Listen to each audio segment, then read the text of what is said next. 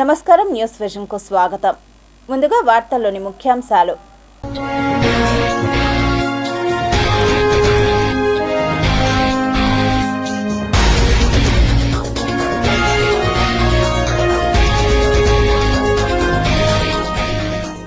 Mumbai Ahmedabad bullet train కు రంగం సిద్ధం. National high speed rail corporation limited ఆధ్వర్యంలో నిర్మాణం. సిక్కింలో తీవ్ర విషాదం. 3 సైనికులు మృతి, 9 మంది గల్లంతు. కొనసాగుతున్న సెర్చ్ ఆపరేషన్.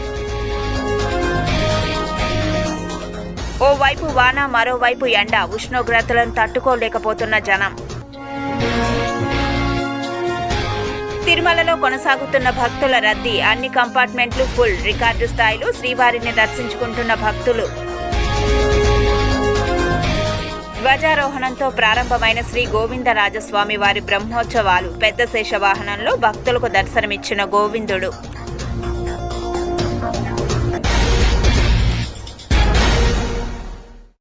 తిరుపతి జిల్లా కలెక్టరేట్ కార్యాలయానికి జిల్లా నలుమూలల నుంచి వచ్చిన అర్జీదారులతో కిక్కిరిసిపోయింది. ప్రజా సమస్యల పరిష్కార వేదికలో వచ్చిన అర్జీలను నిర్దేశించిన సమయంలోపు పరిష్కారం చూపాలని, అలసత్వం వహించరాదని జిల్లా కలెక్టర్ వెంకటేశ్వర్ అధికారులను ఆదేశించారు.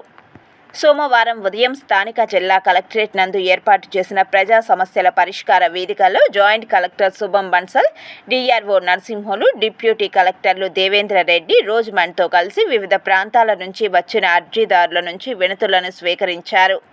అధికారులందరూ సదరు అర్జీలపై ప్రత్యేక దృష్టి సారించి వేగవంతంగా, నాణ్యతగా, అర్థవంతంగా పరిష్కరించాలని గ్రీవెన్స్కు హాజరైన వివిధ శాఖలకు సంబంధించిన అధికారులను జిల్లా కలెక్టర్ వెంకటేశ్వర్ ఆదేశించారు. జిల్లాలోని సుదూర ప్రాంతాల నుంచి వచ్చిన అర్జీదారులకు అర్జీలు రాయడానికి పేపర్లు లేకపోవడంతో ఎవరిని అడగాలో తెలియక ఇబ్బందులు పడ్డారు. ఇప్పటికైనా అధికారులు స్పందించి సరైన వసతులను కల్పించాలని అర్జీదారులు, ప్రజలు కోరారు. తిరుపతి నగరపాలక సంస్థ కార్యాలయంలో నిర్వహించిన ప్రజా సమస్యల పరిష్కార వేదిక కార్యక్రమానికి అర్జీదారుల నుంచి వినతులు వెల్లువెత్తాయి. తిరుపతి మున్సిపల్ కార్యాలయంలో నిర్వహించిన ప్రజా సమస్యల పరిష్కార వేదికకు తిరుపతి నగరంలోని 50 డివిజన్ల నుంచి ప్రజలు పెద్ద సంఖ్యలో విచ్చేసి అదనపు కమిషనర్ చరణ్ తేజ్ రెడ్డికి వినతి పత్రాలను అందజేశారు. ముఖ్యంగా ఇటీవల కురిసిన వర్షాలకు రోడ్లు గుంతలమయమయ్యాయని, వాటిని పరిష్కరించాలంటూ అర్జీలను సమర్పించారు. రానున్న వర్షాకాల నేపథ్యంలో దోమల బెడద, లోతట్టు ప్రాంతాలను గుర్తించి ముందస్తు జాగ్రత్తలను పాటించాలని లోతట్టు ప్రాంత ప్రజలు విజ్ఞప్తి చేశారు. గత అనుభవాలను దృష్టిలో ఉంచుకొని ఎప్పటికప్పుడు యూడీఎస్ మరియు పెద్ద కాలంలోని స్టీల్ను తొలగించాలని సంబంధిత అధికారులకు చరణ్ తేజ్ రెడ్డి ఆదేశాలు జారీ చేశారు. తిరుమల నగర్ పంచాయతీ వేణుగోపాల్ కాలనీ వాసులపై దౌర్జన్యం చేసి ఇల్లు కూల్చివేసిన వారిపై కఠిన చర్యలు తీసుకోవాలని తిరుపతి జిల్లా కలెక్టరేట్ కార్యాలయం ముందు బాధితులు సిపిఎం ఆధ్వర్యంలో నిరసన కార్యక్రమం చేపట్టారు. తిరుపతి నగరానికి కూతవేటు దూరంలో ఉన్న తిరుమల నగర్ పంచాయతీ వేణుగోపాల్ కాలనీ సోమవారం అర్ధరాత్రి సమయంలో 300 మందితో 7 జేసీబీలు, ఒక ట్రాక్టర్ తీసుకొని వెళ్లి ఇళ్లను ధ్వంసం చేసి నేలమట్టం చేసిన వారిపై కఠిన చర్యలు తీసుకోవాలని తిరుపతి జిల్లా కలెక్టర్ కార్యాలయం ముందు బాధితులు ధర్నా కార్యక్రమాన్ని చేపట్టారు.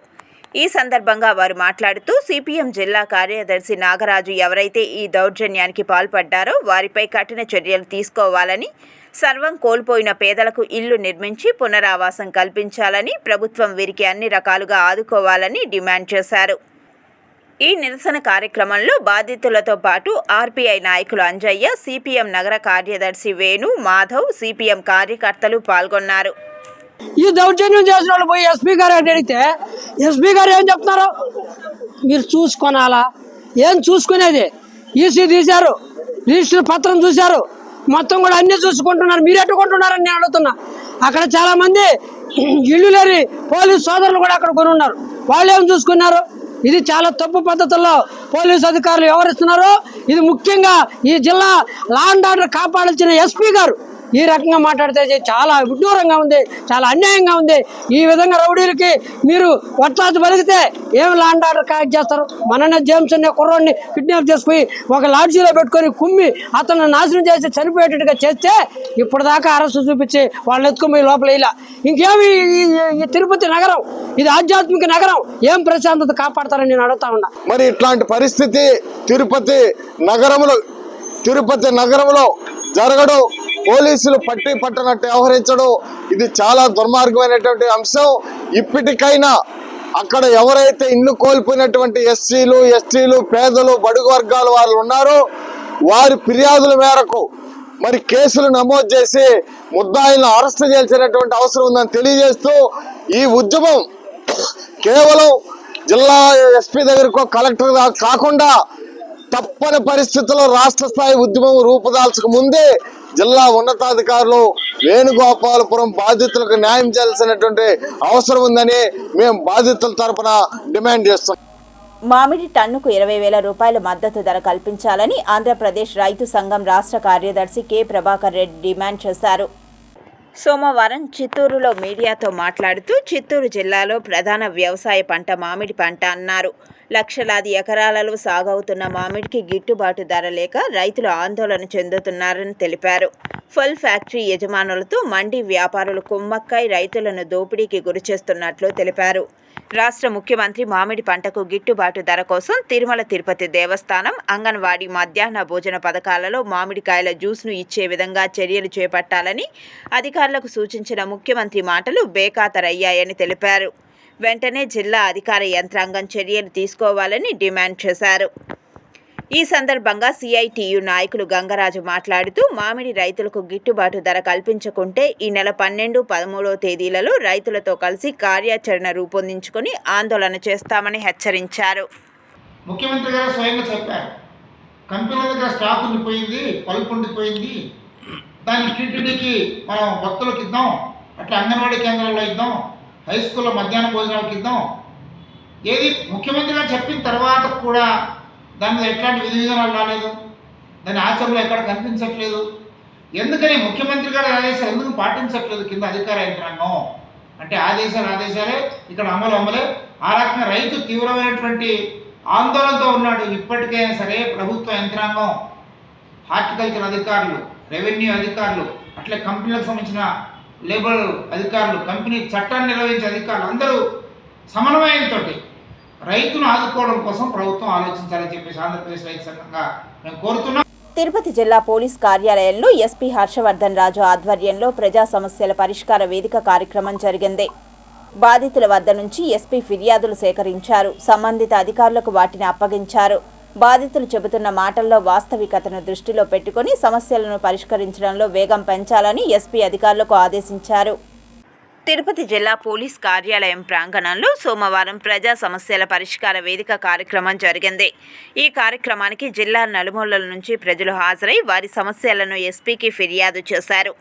ఎస్పీ నేరుగా ఫిర్యాదులు స్వీకరించి ప్రతి ఒక్క సమస్యను వివరాలతో సహా అడిగి తెలుసుకొని సంబంధిత అధికారులకు పంపించి త్వరగా పరిష్కరించమని ఆదేశించారు. ఈ సందర్భంగా ఎస్పీ మాట్లాడుతూ బాధితులు మన వద్దకు వచ్చి ఫిర్యాదు చేస్తే ఆ సమస్యను మనం పరిష్కరిస్తే వాళ్లకు కలిగే ఆనందం చెప్పలేనిదన్నారు. మన సిబ్బంది ప్రజల సమస్యలను పరిష్కరించడంలో జవాబుదారీతనం కలిగి ఉండాలన్నారు. ప్రత్యేకించి వికలాంగులు, వృద్ధులు, మహిళలు చేసే ఫిర్యాదులకు మొదటి ప్రాధాన్యత ఇవ్వాలని మరోసారి సిబ్బందిని ఆదేశించారు. అవకాశాన్ని బట్టి వికలాంగులు, వృద్ధులు, మహిళల సమస్యలను సత్వరమే సమగ్ర విచారణ జరిపి పరిష్కరించే విధంగా చర్యలు తీసుకుంటామని ఎస్పీ మీడియాకు తెలియజేశారు.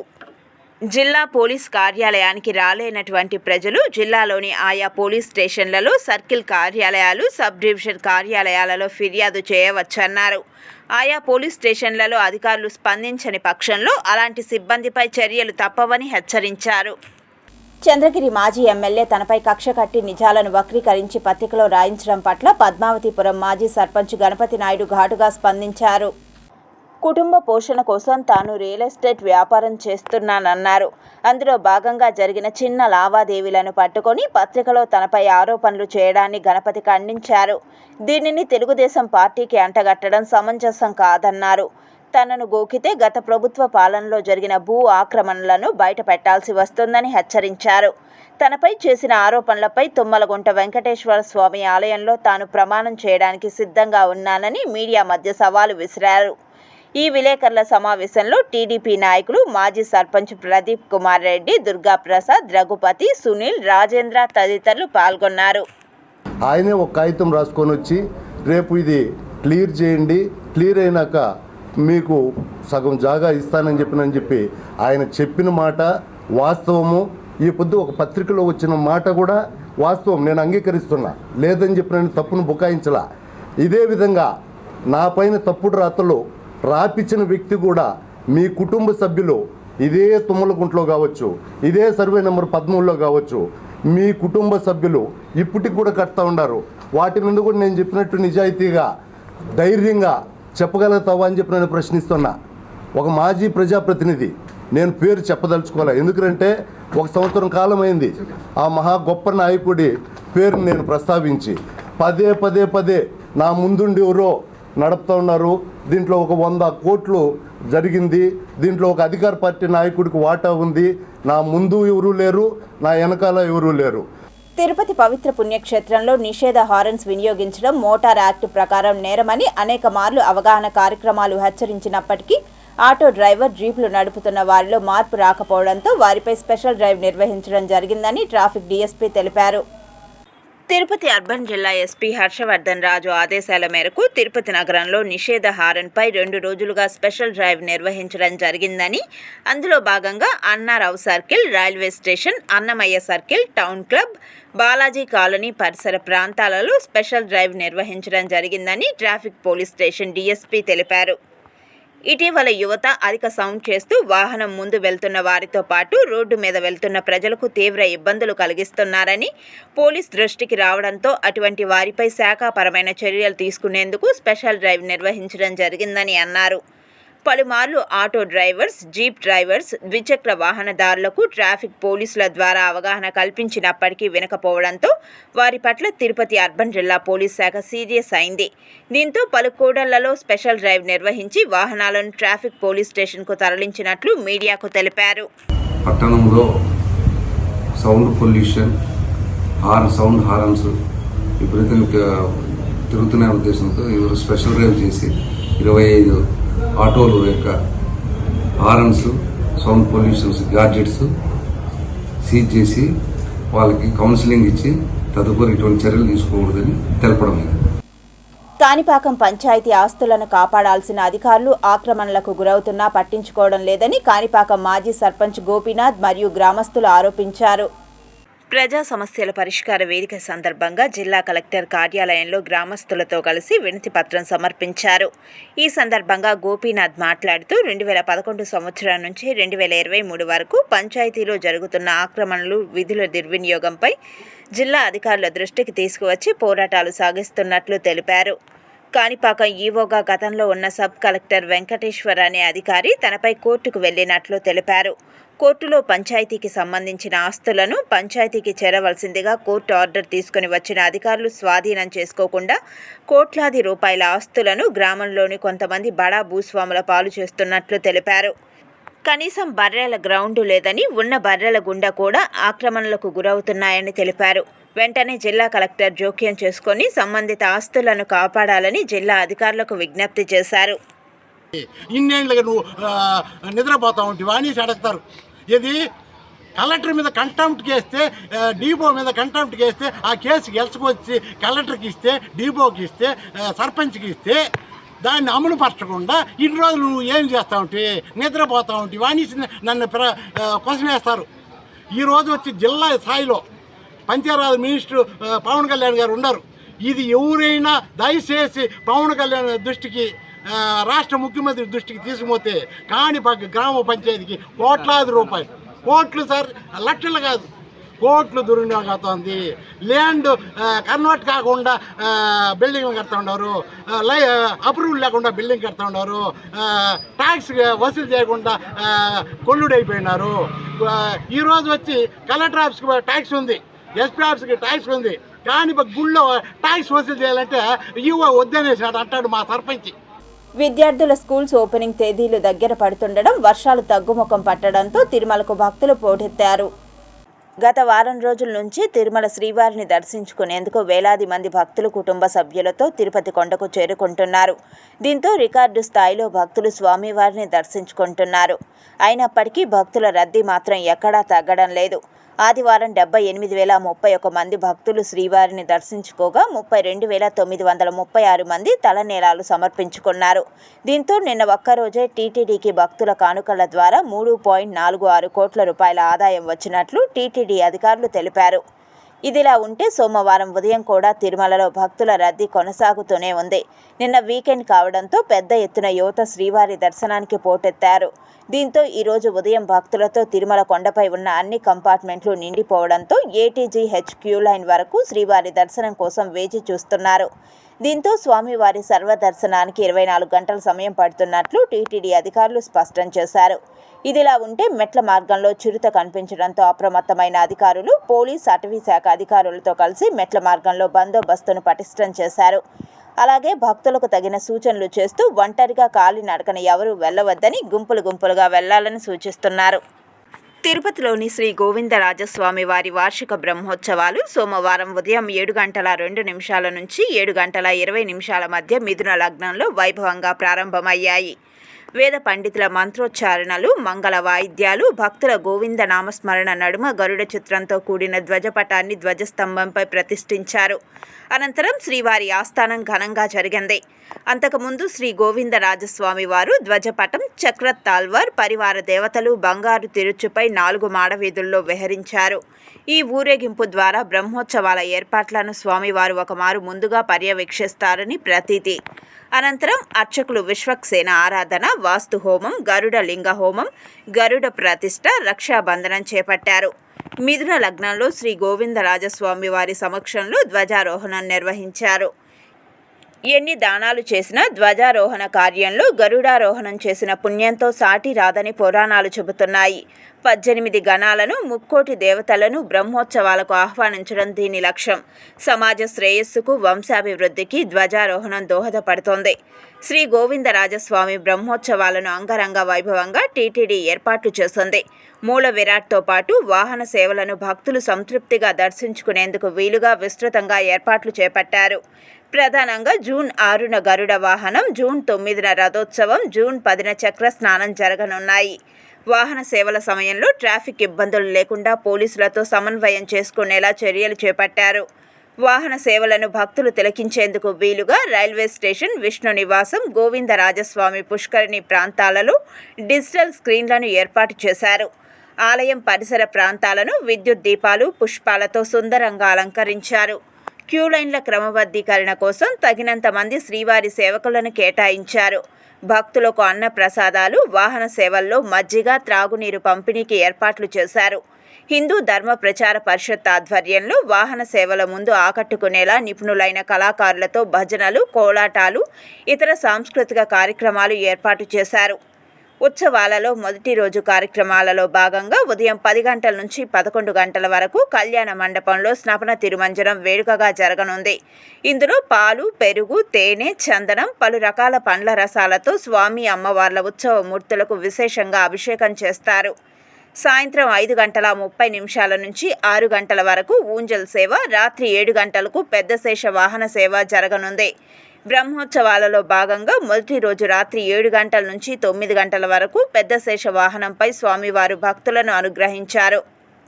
వాతావరణ శాఖ వర్షం కురుస్తుందని చెబుతోంది. మరోవైపు ఉక్కపోతతో ప్రజలు ఇబ్బందులు పడుతున్నారు. ఉష్ణోగ్రతలు తగ్గుముఖం పట్టినప్పటికీ ఉక్కపోత మాత్రం వేడటం లేదు. బంగాళాఖాతంలో ఏర్పడిన అల్పపీడనం వాయుగుండంగా మారిందని, దీంతో పాటు నైరుతి రుతుపవనాలు కూడా రాష్ట్రంలోకి ప్రవేశించడంతో మరో 2 రోజుల పాటు ఆంధ్రప్రదేశ్లో భారీ వర్షాలు కురిసే అవకాశం ఉందని వాతావరణ శాఖ హెచ్చరించింది. అనేక చోట్ల జోరు వానలు పడతాయని కూడా తెలిపింది.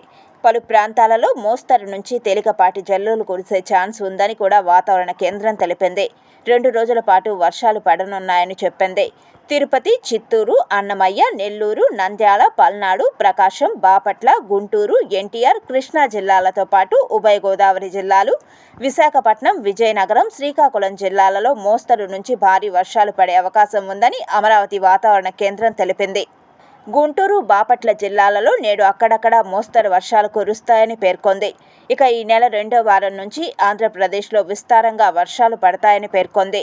పలుచోట్ల పిడుగులు కూడా పడే అవకాశం ఉందని, ఉరుములు, మెరుపులతో కూడిన వర్షం పడుతుందని ప్రజలు అప్రమత్తంగా ఉండాలని అమరావతి వాతావరణ కేంద్రం హెచ్చరించింది.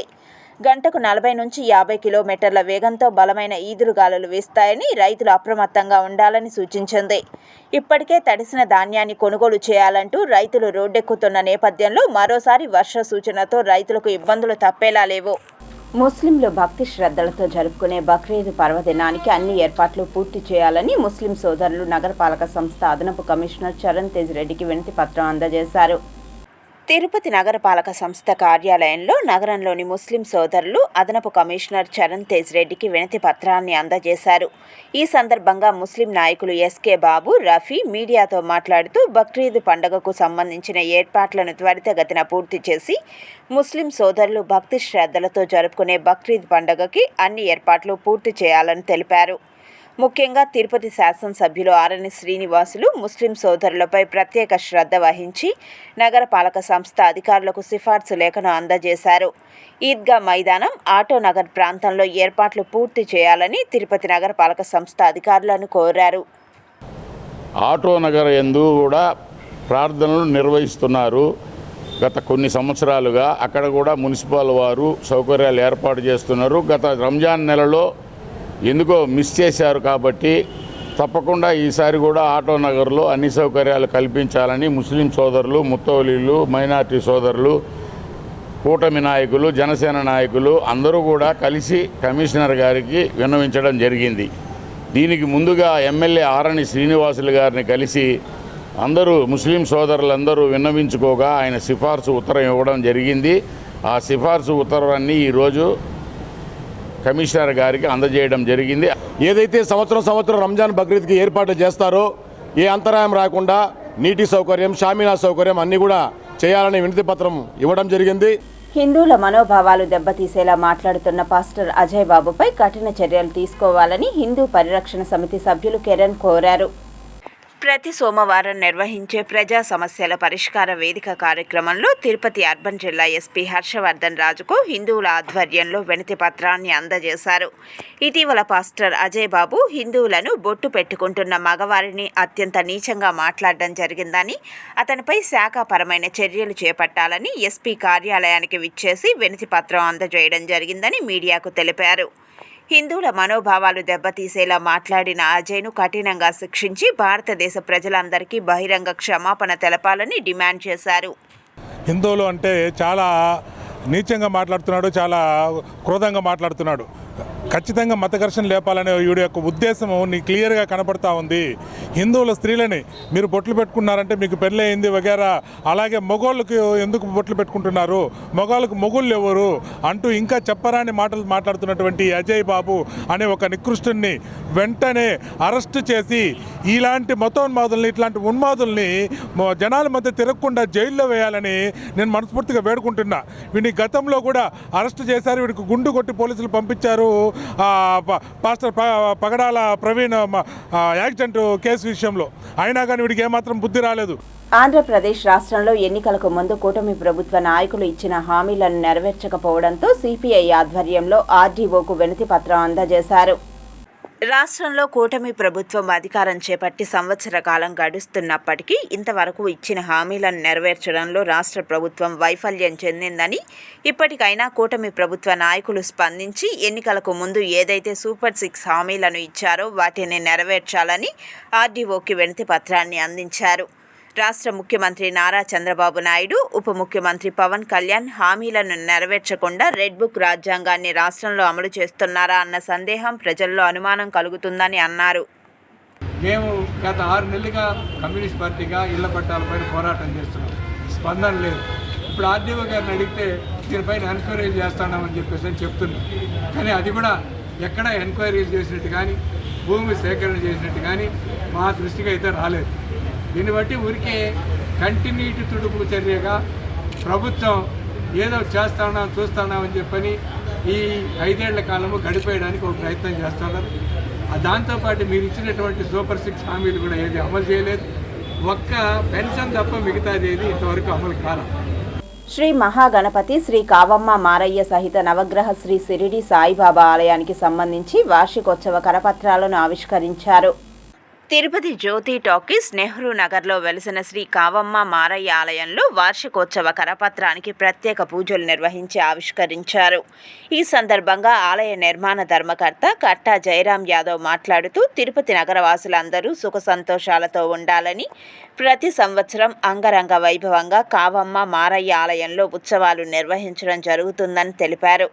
నగరవాసులు పెద్ద సంఖ్యలో పాల్గొని స్వామి అమ్మవార్ల కృపకు పాత్రలు కావాలని పిలుపునిచ్చారు.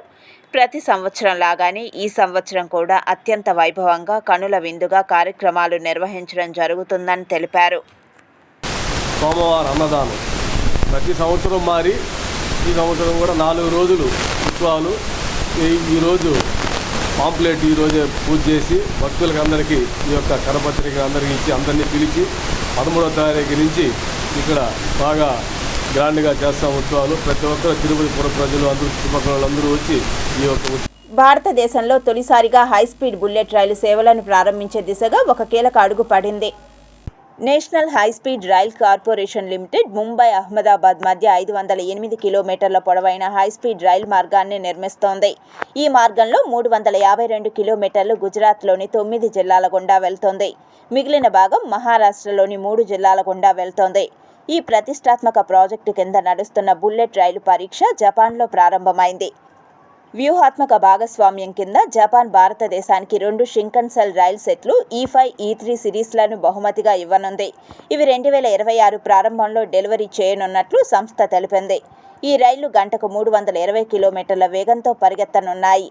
భారతదేశానికి చేరుకున్న తర్వాత ఈ రైళ్లు దేశ భౌగోళిక వాతావరణ పరిస్థితులకు అనుగుణంగా పరీక్షలు చేయించుకోవాల్సి ఉంటుంది. ఈ రైళ్లలో అత్యాధునిక తనిఖీ వ్యవస్థలు అమర్చబడి ఉంటాయి. ఇవి ట్రాక్ స్థితి, ఉష్ణోగ్రత సహనం, దుమ్ము నిరోధకత వంటి సమాచారాన్ని నమోదు చేస్తాయి. ఈ డేటాను భవిష్యత్తులో మేక్ ఇన్ ఇండియా కింద తదుపరి తరం E10 సిరీస్ బుల్లెట్ రైళ్ల తయారీలో ఉపయోగిస్తారు. ముంబై అహ్మదాబాద్ హైస్పీడ్ రైల్ కారిడార్లోనే థానే, విరార్, బోయిసర్, వాపి, సూరత్, వడోదరలతో సహా మొత్తం 12 స్టేషన్లు ఉంటాయి. ఈ కారిడార్ ప్రయాణ సమయాన్ని కేవలం 2 గంటల 7 నిమిషాలకు తగ్గిస్తోంది. ఇది ప్రస్తుతం దాదాపు 7 గంటలు. ఈ ప్రాజెక్టులో జపాన్ రైలు భద్రత, విశ్వసనీయత ప్రమాణాలను అవలంబిస్తున్నారు. 2016లో భారతదేశం, జపాన్ మధ్య జరిగిన ఒప్పందం ప్రకారం ఈ ప్రాజెక్టు ఖర్చులో దాదాపు 80% జపాన్ యెన్ రుణం ద్వారా అందిస్తోంది. ఈ ప్రాజెక్టు వేగవంతమైన ప్రయాణానికి మాత్రమే పరిమితం కాకుండా దీని ద్వారా దేశంలో ఉపాధి అవకాశాలు, సాంకేతిక నైపుణ్యాలు, పర్యాటకం, వ్యాపారం కూడా ప్రోత్సహించడం జరుగుతోంది. ఈ ప్రాజెక్టు పూర్తయిన తర్వాత భారతదేశంలో వేగవంతమైన, సురక్షితమైన, నమ్మదగిన ప్రజా రవాణా నూతన యుగం ప్రారంభమవుతుందని భావిస్తున్నారు. సిక్కింలో చటెన్లో భారీ వర్షాల కారణంగా కొండ చర్యలు విరిగిపడిన ఘటనలో 3 మరణించగా 9 మంది భద్రతా సిబ్బంది గల్లంతయ్యారు. లాచెన్ నదిలో నీటి మట్టం పెరిగిన తర్వాత చటాన్లోని ఒక ఆర్మీ క్యాంపు వద్ద కొండ చర్యలు విరిగిపడ్డాయి. 3 సైనిక సిబ్బంది మృతదేహాలను వెలికి తీశారు. 9 మంది గల్లంతయ్యారు. సైన్యం సెర్చ్ ఆపరేషన్ కొనసాగుతోంది. గత గురువారం ఉత్తర సిక్కింలోని ఉప్పొంగుతున్న తీస్తా నదిలో వారు ప్రయాణిస్తున్న వాహనం పడడంతో 8 మంది పర్యాటకులు సహా 9 మంది గల్లంతయ్యారు. వారంతా మృతి చెంది ఉంటారని అనుమానిస్తున్నారు. లాచెన్ నుండి దాదాపు 3 కిలోమీటర్ల దూరంలో ఉన్న చాటెన్ కొండ చర్యలు విరిగిపడిన ప్రదేశాలలో ఒకటి. అనేక సైనిక శిబిరాలకు నిలయం. ఉత్తర సిక్కింలోని చటేన్లో నిన్న కొండ చర్యలు విరిగిపడ్డాయి. దీనివలన సమీపంలోని నివాసం దెబ్బతింది. కొంతమంది ఉగ్రవాదులు సహా 3 మృతదేహాలను స్వాధీనం చేసుకున్నారు. గల్లంతైనట్లు అనుమానిస్తున్నారు. మృతుల గుర్తింపు ప్రక్రియ, శోధన కార్యకలాపాలు కొనసాగుతున్నాయని సిక్కిం ప్రభుత్వం తెలిపింది. ఉత్తర సిక్కింలోని అనేక ప్రాంతాలు కొండ చర్యలు విరిగిపడడం వల్ల సంబంధాలు తెగిపోవడంతో ప్రాణ నష్టం జరిగినట్లు తరచూ నివేదికలు వస్తున్నాయి. ఉత్తర సిక్కింలోని లాచెన్ వంటి ప్రదేశాలు అన్ని వైపుల నుంచి పూర్తిగా తెగిపోయాయి. కానీ లాచుంగ్లో చిక్కుకున్న కొంతమంది పర్యాటకులను ఈ ఉదయం తరలించారు. లాచెన్లో దాదాపు 150 మంది పర్యాటకులు ఇప్పటికీ చిక్కుకుపోయారు. వారు సురక్షితంగా ఉన్నారు. హోటళ్లలో నివసిస్తున్నారు. ఎన్డీఆర్ఎఫ్ కూడా అక్కడ ఉందని మంగన్ జిల్లా మెజిస్ట్రేట్ అనంత్ జైన్ తెలిపారు. లాచెన్, లాంచుంగ్ 2700 కిలోమీటర్ల కంటే ఎక్కువ ఎత్తులో ఉంటాయి. వార్తలు ముగించే ముందు ముఖ్యాంశాలు మరోసారి.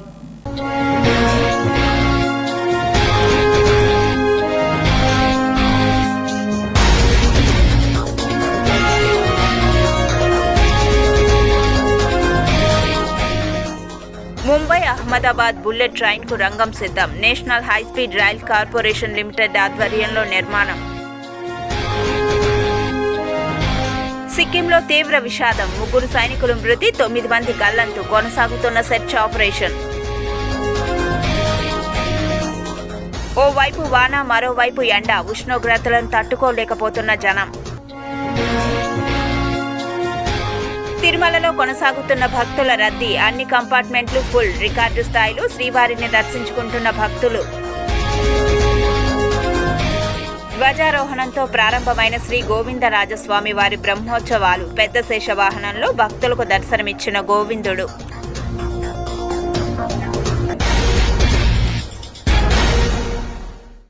ఈ వార్తలు ఇంతటితో సమాప్తం. సమగ్ర సమాచారంతో న్యూస్ విజన్లో మళ్ళీ కలుద్దాం. అంతవరకు సెలవు, నమస్కారం.